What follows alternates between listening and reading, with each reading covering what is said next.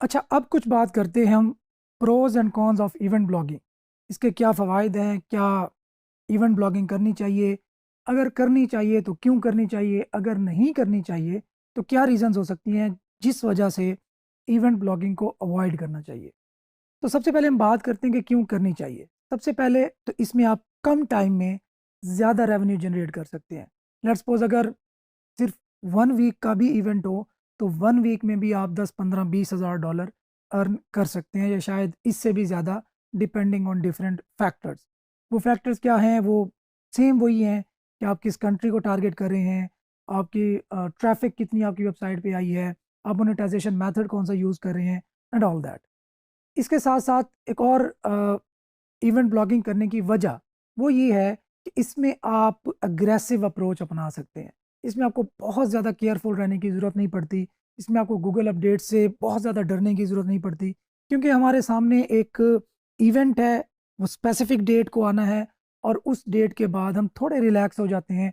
अगर हम चाहें तो अपनी वेबसाइट को डिटॉक्सिफाई भी कर सकते हैं, वहाँ पे जो टॉक्सिक बैकलिंक्स हैं वो रिमूव भी कर सकते हैं, अपने कंटेंट को भी अपग्रेड कर सकते हैं और साथ साथ हम रेवेन्यू भी ऑलरेडी जनरेट कर चुके हैं। इसमें बहुत ज़्यादा सब्र भी इन्वॉल्व नहीं है। हालाँकि अगर हम नॉर्मल एफिलिएट मार्केटिंग की बात करें तो उसमें जो रैंकिंग है वो ग्रेजुअली और आहिस्ता स्लो प्रोसेस है।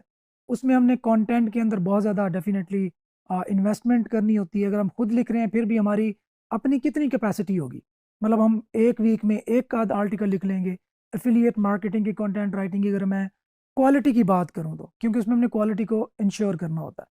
इसी तरह मज़ीद अगर डूज़ की बात करें तो इसमें हम एक इवेंट ब्लॉग को रिकरिंग बेसिस पे रेवेन्यू सोर्स भी बना सकते हैं।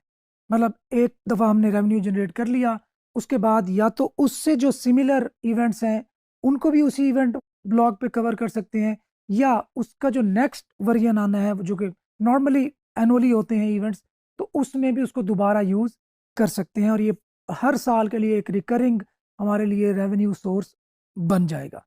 इसके साथ-साथ उस इवेंट ब्लॉग को हम फ्लिप भी कर सकते हैं, हम बेच भी सकते हैं। चूँकि हमारे पास एक अच्छा खासा उसकी हिस्ट्री आ चुकी होती है, तो उसको हम सेल आउट भी कर सकते हैं।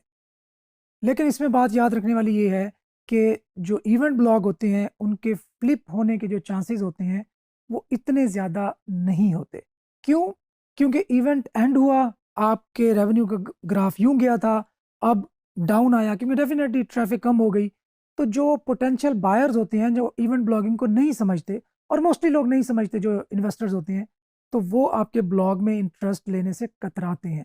क्योंकि उन्हें पता चल रहा होता है कि यार अभी ग्राफ ऊपर गया था, अब डाउन आ गया है, पता नहीं इसको हिट लगी है इस वेबसाइट को, पता नहीं इस पे ट्रैफ़िक डाउन हो गई है, ये क्या रीज़न बनी है।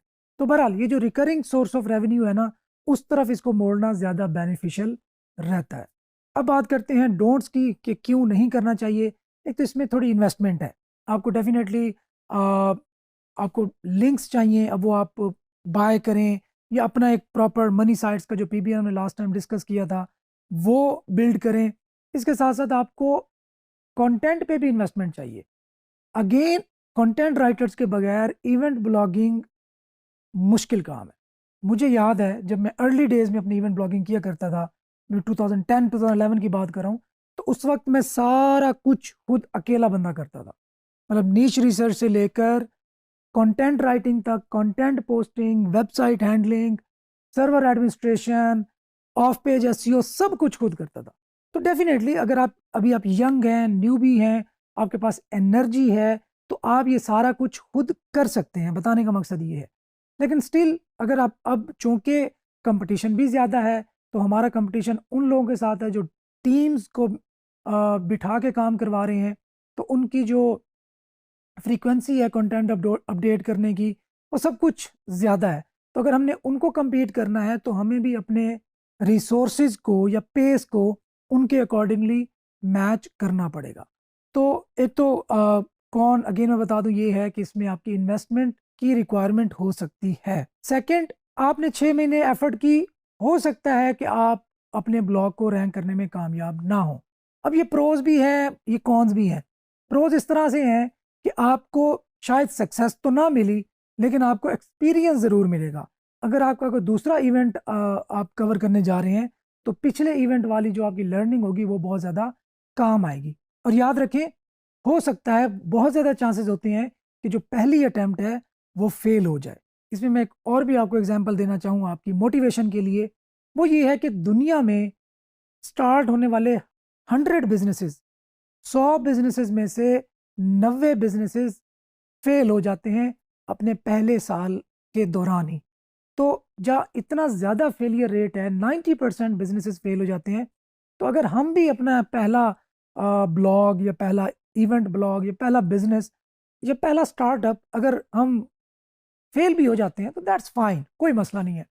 अगर हम सिर्फ गूगल को देखें तो गूगल के सैकड़ों ऐसे प्रोजेक्ट्स हैं जो कि फेल हो गए with in few years of starting and launching that business. अच्छा, इसमें मैं आपको अब आप गूगल पे सर्च भी कर सकते हैं कि गूगल के ऐसे कौन से स्टार्टअप्स थे जो फेल हो गए। अब गूगल के पास किस चीज़ की कमी है? उनके पास दुनिया के बेहतरीन दिमाग हैं, उनके पास इतना हैवी बजट है, बिलियंस ऑफ डॉलर्स हैं और सब कुछ है जो कुछ भी एक बिजनेस को सक्सेसफुल होने के लिए ज़रूरत पड़ सकता है। इसके बावजूद गूगल के बहुत सारे जो स्टार्टअप्स हैं वो फेल हो गए। तो खैर, ये तो आपकी मोटिवेशन के लिए था कि घबराना नहीं है, परेशान नहीं होना। अगर कोई एक आध स्टार्टअप, कोई एक आध प्रोजेक्ट, कोई एक आध इवेंट ब्लॉग अगर फेल हो भी जाता है तो उसमें से जो आउटकम है ना, वो एक्सपीरियंस और लर्निंग तो बहरहाल है ही। इसके साथ साथ आपको जो नेक्स्ट आप बिजनेस स्टार्ट करेंगे या प्रोजेक्ट स्टार्ट करेंगे, उसमें पिछले फेल्ड प्रोजेक्ट की जो लर्निंग है वो बहुत ज़्यादा काम आएगी। आई होप कि आप इवेंट ब्लॉगिंग के लिए मुतमईन हो चुके होंगे, लेकिन मैं यही मशवरा दूंगा कि आपको ट्राई ज़रूर करना चाहिए। पास हो गए तो 10-15 हज़ार डॉलर तो आ ही जाएंगे, फेल हो गए तो क्या जा रहा है, वैसे भी तो इतना अरसा हम थोड़ा टाइम को गुजारते ही आए हैं। Thank you.